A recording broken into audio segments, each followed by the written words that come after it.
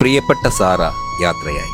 തിരുവനന്തപുരം ജില്ലയിലെ വെഞ്ഞാറമൂട് പോലീസ് സ്റ്റേഷനിലെ K9 squad അംഗമായിരുന്ന 309 നമ്പർ ഡോഗ് സാറ വിട പറഞ്ഞു.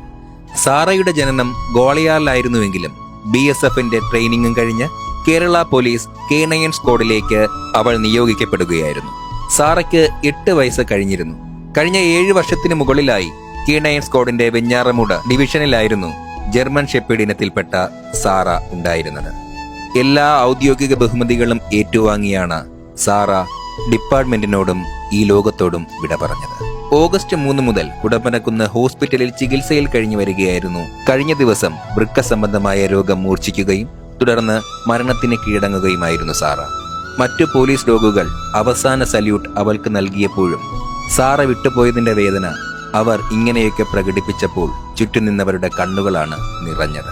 പ്രിയപ്പെട്ടവർ നഷ്ടപ്പെടുമ്പോഴുള്ള വേദന മൃഗങ്ങൾക്കും മനുഷ്യർക്കുമെല്ലാം ഒരുപോലെ തന്നെയാണ്.